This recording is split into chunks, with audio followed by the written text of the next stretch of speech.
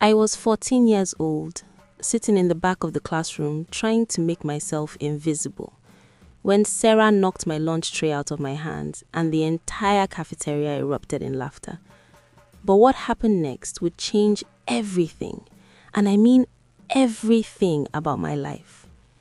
My name is Emma, and for 3 years I was known as the fattest girl in school, the one they called Earthquake because apparently the ground shook when I walked, the one who spent every single break time hiding in the bathroom stalls while tears streamed down my face as I listened to them mock me through the door. It started in 6th grade when I gained weight after my dad left and food became my only comfort, going from a normal kid to someone who couldn't fit into regular jeans anymore. And suddenly, I went from having friends to being completely alone. Every morning, I'd wake up with this knot in my stomach, begging my mom to let me stay home.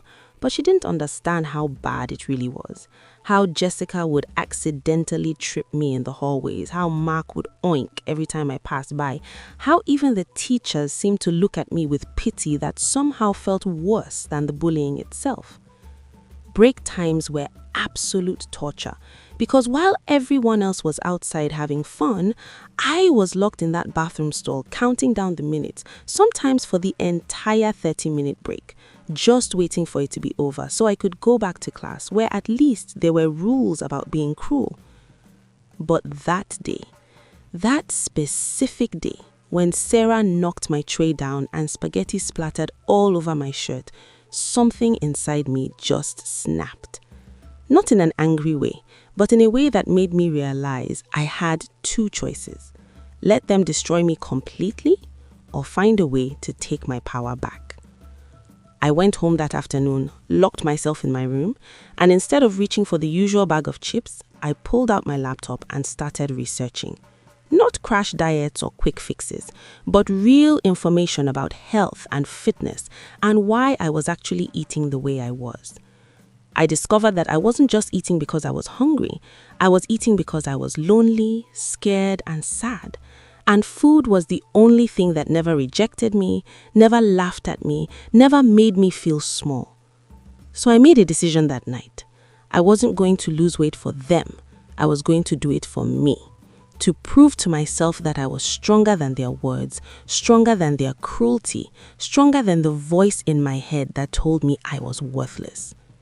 I started small, really small, just walking for 20 minutes after school, replacing one snack with an apple, drinking water instead of soda. Nothing dramatic because I knew from my research that quick fixes never last. The first week was hell because my body was so used to the sugar and junk food that I had actual headaches and mood swings. And the bullying didn't stop just because I was trying to change. If anything, when they noticed I was packing healthier lunches, they mocked me even more, saying I was delusional if I thought it would make a difference. But I kept going, day after day, week after week, and I stopped hiding in the bathroom during breaks and started walking around the track instead, even though they would yell things at me from across the field. 3 months in, something shifted. I'd lost about 15 pounds, but more importantly, I felt different, stronger, more in control of my own life. And I noticed that some of the comments were getting quieter, like they didn't know what to do with a version of me that wasn't ashamed anymore. By 6 months, I'd lost 40 pounds and joined the school's running club, which sounds insane considering I could barely walk a mile without getting winded when I started. But the coach saw something in me and encouraged me to keep pushing. The bullies were confused now because their favorite target was disappearing, literally and figuratively, and they didn't have the same power over me anymore because I stopped giving them my tears, stopped giving them the satisfaction of seeing me broken. 1 year after the spaghetti incident, I'd lost 70 pounds, made the varsity track team, and something wild happened. Sarah, the same girl who knocked my tray down, approached me after school, looking uncomfortable and awkward. She stood there fidgeting with her backpack straps and finally said she was sorry that she was dealing with her own stuff at home and took it out on me. And while part of me wanted to tell her exactly where she could shove her apology, another part of me, the the stronger part, realized that holding on to that anger would only hurt me.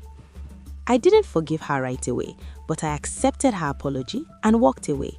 And it felt like closing a chapter that had been bleeding into every page of my life.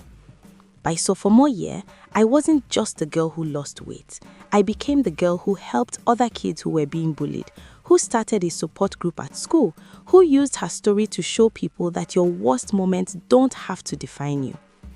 The crazy part is that losing the weight was actually the easy part compared to healing from the emotional damage.